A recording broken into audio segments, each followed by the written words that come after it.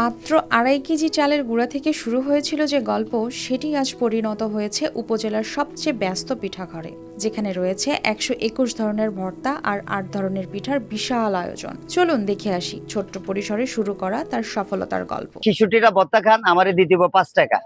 আর যদি আপনি 121টা ভর্তা খান, এও আমারে দিয়ে দিব 5 টাকা। ভর্তা পদে পদের দাম না, আপনার যেতুগুলা ভর্তা খাইবেন আনলিমিটেড, আমারে দিয়ে দিব 5 টাকা।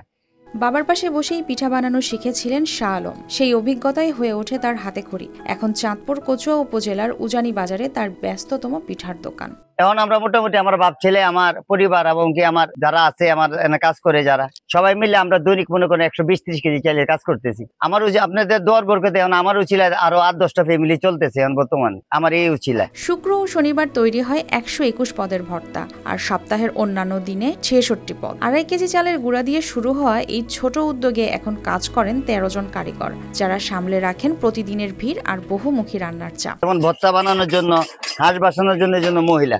সন্ধ্যা নামতেই কচুয়া বাজারে জ্বলে ওঠে শাহ আলমের পিঠার চুলা। চিতই, ভাপা, চাপটি, খোলাজালি, মেড়া, পাটিসাপটা সহ মোট 8 রকম পিঠা হয় প্রতিদিন। 2.5 কেজি চালের গুঁড়া দিয়ে শুরু হলেও এখন দোকান চলে প্রায় দুপুর থেকে প্রায় মাঝরাত পর্যন্ত। প্রতিদিন লাগে 35 কেজি দুধ আর 120 কেজি চালের গুঁড়া, যা দিয়ে তৈরি হয় বাহারি পিঠা। শুধু তাই নয়, পাশেই রান্না হয় দেশি ও চীনা হাঁস, রাজহাঁস আর দেশি মুরগি, মালাই চা, তন্দুরি চা, নান রুটি আর তন্দুর রুটির ঘ্রাণে রাতভর জমে থাকে এই দোকান।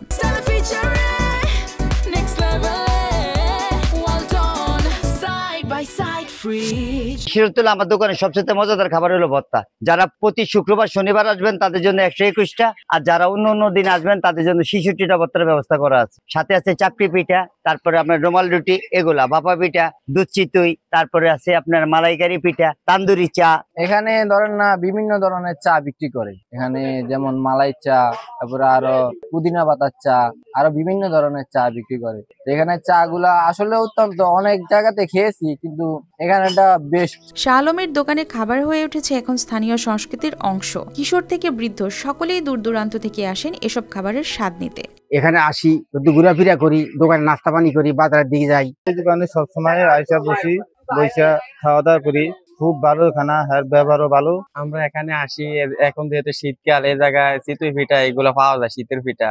আইসা আমরা ফ্রেন্ড সার্কেল নিয়ে এগুলা খাই। অনেক রকমের ভর্তা আছে, ভর্তা আইটেম আমরা খাই অনেক মজা হয়। শাহ আলমের ছেলেও পড়াশোনার ফাঁকে ফাঁকে বাবাকে সাহায্য করেন। মানুষের ভালোবাসায় অনুপ্রাণিত হয়ে ব্যবসা এগিয়ে নিতে চান। ভালো লাগে, কলেজের পাশাপাশি আইসা বাবার সাথে একটু হেল্প করি, দোকানদারি একটু করি। 27 বছরের শ্রম আর ধৈর্যে গড়ে ওঠা শাহ আলমের পিঠাঘর এখন শেখার এক উদাহরণ। তিনি প্রমাণ করেছেন যেন ছোট্ট উদ্যোগ থেকেও শুরু হতে পারে বড় কোনো গল্প।